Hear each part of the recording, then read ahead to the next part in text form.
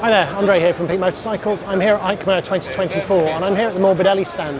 Now Morbidelli isn't really a brand I knew much about. I've seen them as MVP before, but now they are, I think, officially MVP Morbidelli. And I got to ride their cruiser, which was the T1002, and over my shoulder now you can see the T1002V, which is an adventure bike, and then the one just up there, point it right, is their VX, which is their more off-roady version. So a few interesting bikes here as well. They've got a 125cc dual sport that looks tiny. Don't know if we'll get that in the UK. But what I'm going to do is I'm going to show you around the bikes on the stand here, see what you think. So starting with this is the T1002V. For me, I quite like the look of that. Yes, it's not going to be the lightest thing out there, but it's a 1000cc V-twin in an adventure bike frame. Fit and finish is pretty good. It's got that sort of sparkly white ivory paint finish. Even like the buttons and the plastics and all those bits can look a little bit off sometimes. But this all looks like it's been very well put together. Fully adjustable forks. Coming over this side there is a control for the heated seat and also for the heated grips. Comes with cruise control, comes with an adjustable screen. And yeah, coming around the front, it's got a bit of a beak. I know a lot of bikes do, but I suppose with the V-twin in there that does make it a little bit different. If Harley bring out their 950 V-twin, then I guess that would be in the same category but at a much lower price point. To show you what the X version looks like, so this has got sort of slightly more knobbly tyres. It's got the LED daytime running lights on it. Comes with that bigger bash guard underneath and crash bars. If I can give you actually a look, the screen on this one is actually turned on so I can let you see what that looks like. Also looks like it comes with the full array of luggage, Morbidelli branded, which is quite a nice touch. Now to walk down the rest of the line, this is the bike that I mentioned. This is little T125, which I actually quite like the look of. We don't seem to get enough sort of small, cheap 125 dual sports, and that looks nicely finished with a TFT dash, lockable seat. You know, I'm sure that'll do very well in countries where it's sold. This looks like a more rally version of it, and again, we don't really have that many sort of rally style 125s, and I think that looks the business. Yeah, it's simple. It's a T1002V and I'm sure they're priced accordingly. I expect it'll be quite cheap and cheerful, but it comes with LED indicators. Yeah, a reasonable sized screen. It comes with a USB charger that's on it. So yeah, if those do come to the UK, I think those would do rather well. I can tell you a little bit about it. So this is the T125X. They do call it a trail bike. It does come with ABS.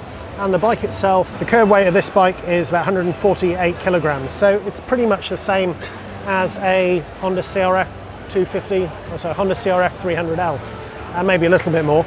But yeah, I think if one of those came to the UK, for riders who can only ride a 125, that would do rather well. They do have a lot of bikes here, and I'm not going to talk through all of them, but certainly I think it's a 125 street bike. I actually quite like the look of that N250R. That's a 250cc water-cooled sort of street bike. I'm sure that would do well as a run around. Also available as a 300.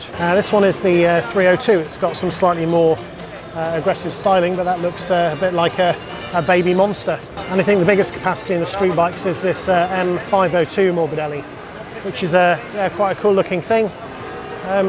Yeah, you know, we don't really get a lot of these in the UK, but it's nice to see that there are some of these models that are coming up that have their own styling, their own branding. Yeah, I think they look pretty good. Here we have a slightly more classic looking. This is a Morbidelli NR352, and again with that, I quite like the look of that. It's a 350cc twin by the look of it. And some like retro styling, you know, from those round lights on the back, sort of the rib stitching on the seat. But up there, you know, it definitely looks modern. It's got, you know, a nice looking dash, very simple controls.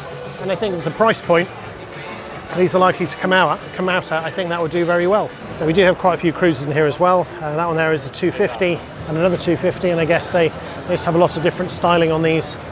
Not exactly my taste, but I'm sure they will find a market somewhere. That one's a 350. Kind of the proportions look slightly odd to me. And then down the end, this is what I rode in the UK. This one's got a screen on it, which mine didn't have. But yeah, something a bit different. Someone's after a cruiser, you don't want to spend vast sums of money, but at the same time you don't want something too cheap.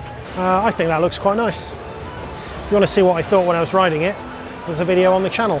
So up here is a Morbidelli 125. I mean, that actually looks like a track bike with the upside down forks, what looks like a straight through exhaust. It is only a 125, so it's only a little thing, but that actually looks like it'd be a lot of fun to ride. Just to finish off Morbidelli, they have a couple of scooters here, sort of styled a bit more like a classic scooter.